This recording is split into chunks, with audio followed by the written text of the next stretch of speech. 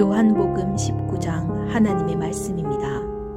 그러자 빌라도는 예수를 데려다가 채찍질했습니다.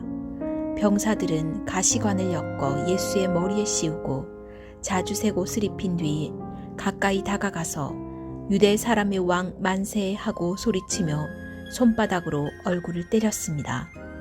빌라도는 다시 밖으로 나와 유대 사람들에게 말했습니다. 보라, 내가 예수를 너희들 앞에 데려오겠다.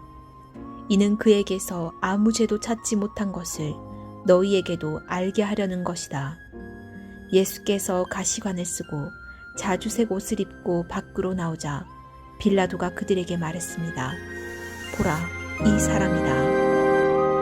대제사장들과 경비병들은 예수를 보자 크게 소리쳤습니다. 십자가에 못 박으시오, 십자가에 못 박으시오. 빌라도가 대답했습니다. 너희들이 이 사람을 데려다가 십자가에 못 박으라. 나는 그에게서 아무 죄도 찾아낼 수가 없다. 유대 사람들이 빌라도에게 말했습니다. 우리에게 법이 있는데 그 법에 따르면 이 사람은 마땅히 죽어야 합니다. 그가 자기 자신을 가리켜 하나님의 아들이라고 했기 때문입니다. 빌라도는 이 말을 듣고 더욱 두려워서 관저 안으로 다시 되돌아갔습니다. 빌라도가 예수께 물었습니다. 내가 어디서 왔느냐? 그러자 예수께서는 아무 대답도 하지 않으셨습니다. 그러자 빌라도가 예수께 말했습니다. 내게 말하지 않을 작정이냐? 내가 너를 놓아줄 권한도 있고 십자가에 못 박을 권한도 있다는 것을 알지 못하느냐? 예수께서 빌라도에게 대답하셨습니다.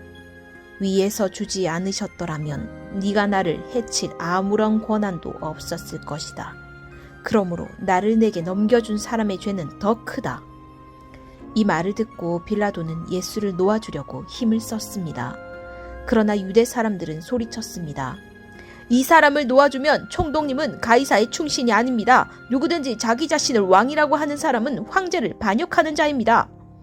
빌라도는 이 말을 듣고 예수를 끌고 나와서 돌판이라 불리는 곳에 마련된 재판석에 앉았습니다. 이날은 6월절의 예비일이었고 시간은 낮 12시쯤이었습니다. 빌라도가 유대 사람들에게 말했습니다. 보라, 너희들의 왕이다. 그러자 그들이 소리쳤습니다. 없애버리시오, 없애버리시오, 십자가에 못 박으시오. 빌라도가 그들에게 물었습니다.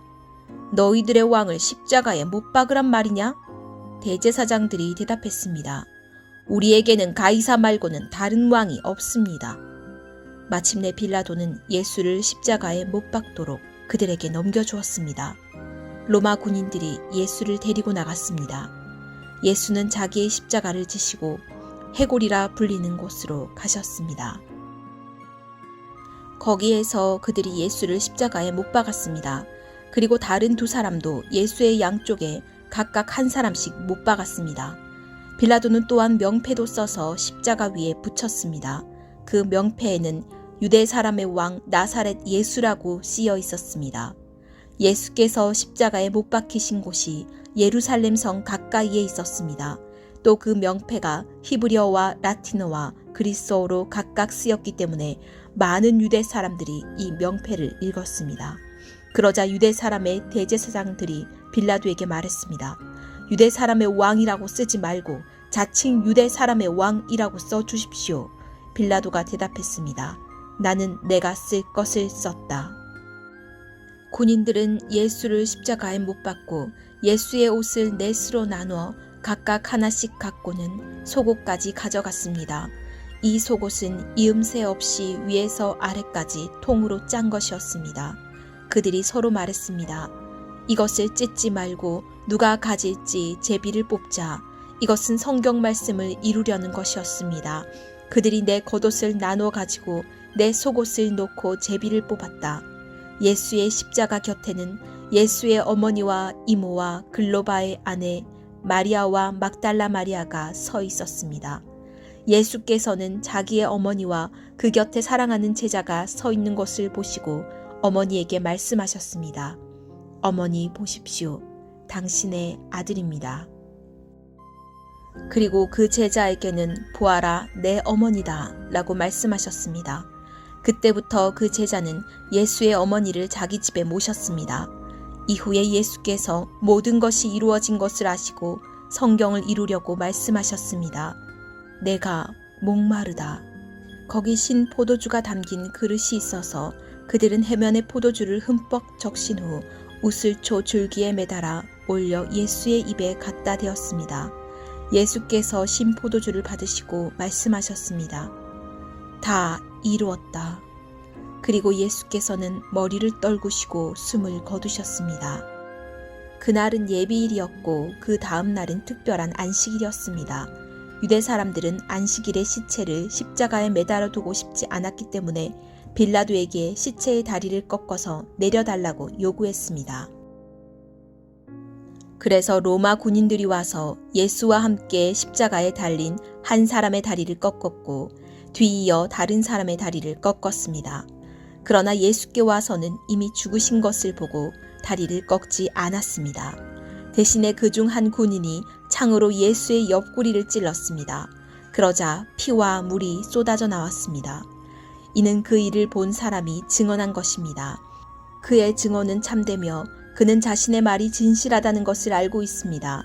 그는 여러분도 믿게 하려고 증언하는 것입니다.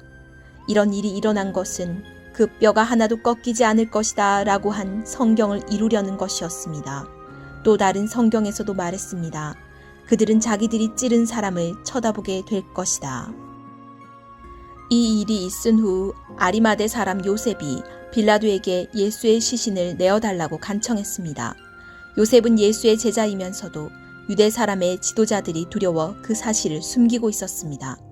빌라도가 허락하자 요셉은 가서 예수의 시신을 내렸습니다. 또 전에 밤중에 예수를 찾아갔던 니고데모도 모략에 침향을 섞은 것을 100리트라 정도 가져왔습니다. 이 두 사람은 예수의 시신을 모셔다가 유대 사람의 장례 관례에 따라 향품과 함께 고운 삼배로 쌌습니다. 예수께서 십자가에 못 박히신 곳에 동산이 있었는데 그 동산에는 아직 사람을 매장한 일이 없는 새 무덤이 하나 있었습니다. 그날은 유대 사람들의 예비일이었고 그 무덤도 가까이 있었기 때문에 요셉과 니고데모는 예수의 시신을 그곳에 모셨습니다.